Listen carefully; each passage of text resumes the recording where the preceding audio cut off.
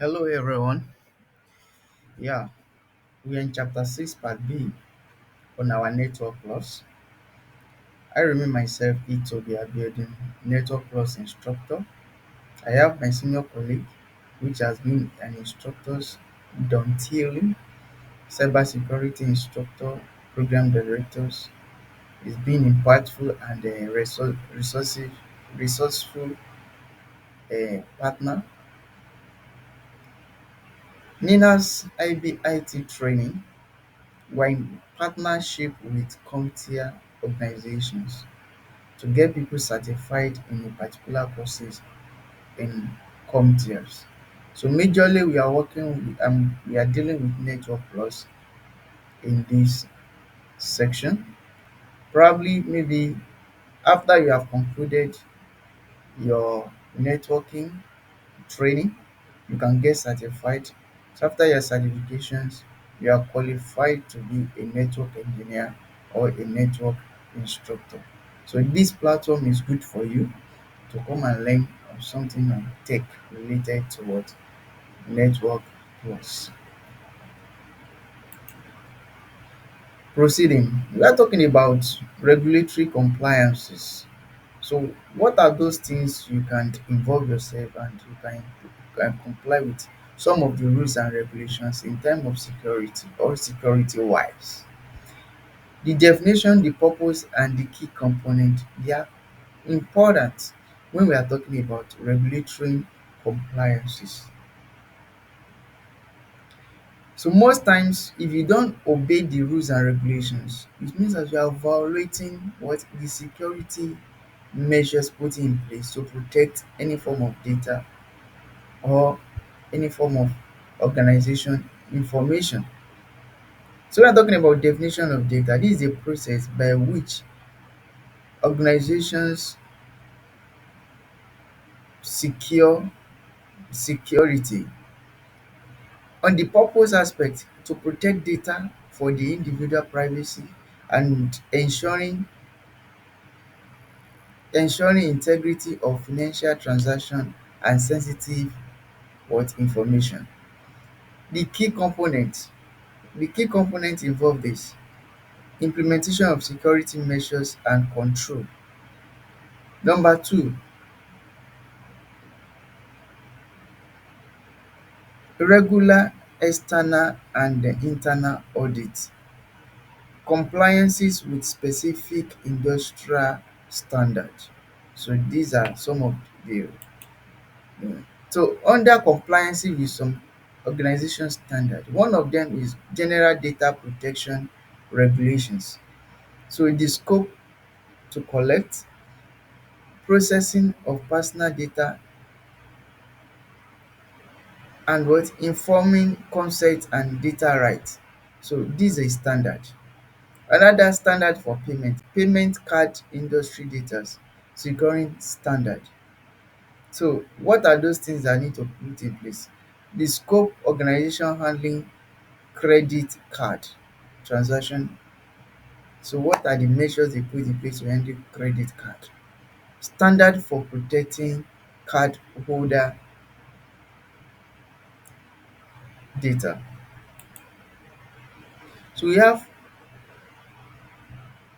encryptions. What is encryptions? Encryption is what? Converting human readable data into a cipher text, which is known as code format. What is the purpose?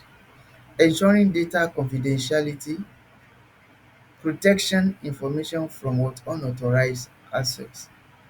So if you can encrypt, definitely you are protecting the data from unauthorized access. We have type of cryptography algorithm. The first one, encryption algorithm, converting a ciphertext, converting a plain text into a ciphertext. That is the first one. Cryptographic hash algorithm. This deal with the password. E deal with what? A string of what? A text. Then you now convert it to three string length hash. and that is equally used in your password. We have to type your username and password. The password aspect is unseen, it's being converted into hash. That's what they are talking about under cryptographic hash algorithm. We are moving to the state of data. Data can be majorly in three states. Number one, data at rest, data in transition, and data in use. Data in rest involve in the presence of data when it's in storage media. If you copy your information into the hard disk, flash drive, etc., it means that your data is at in storage state. Now, data in transit. Now, protection while the data is in transit. So if you are sending your data under the network, maybe wireless or wired, it means that your data is under what? In transit.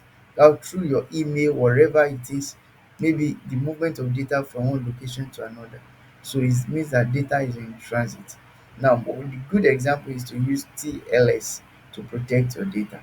Data in use.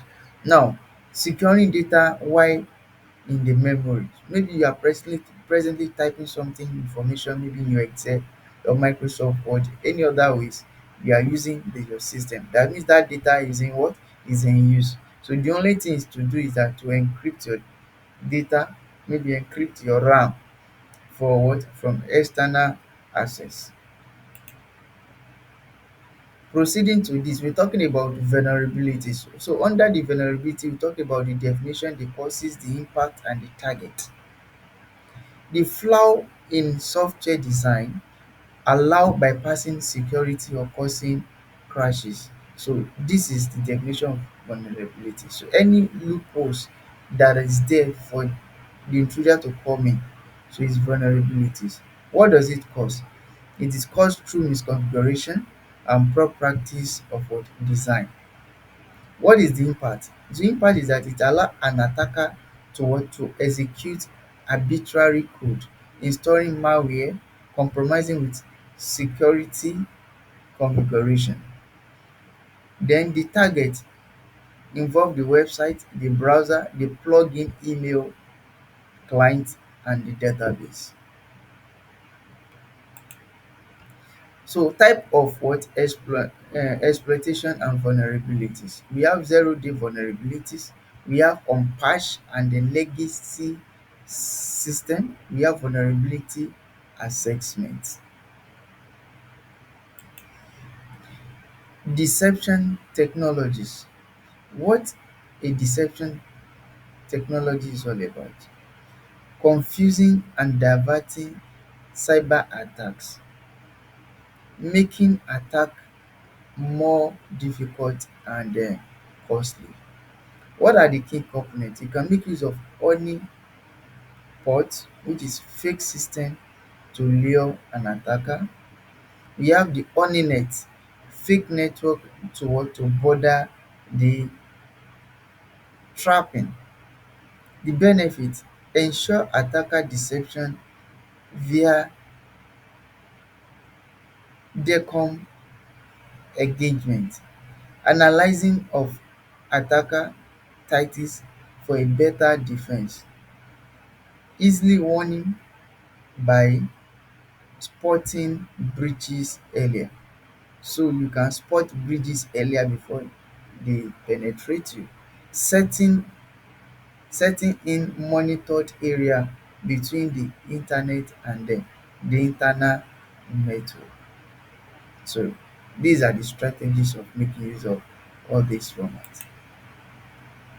So question one, what are the three components of the trial? We have mentioned that. Number two, what is the difference between a vulnerability and threat in cyber security? So we have come to the end of this chapter 6 part B. So it happens that we all enjoyed this tutorial. So I will advise you to subscribe to our channel to also be part of the system.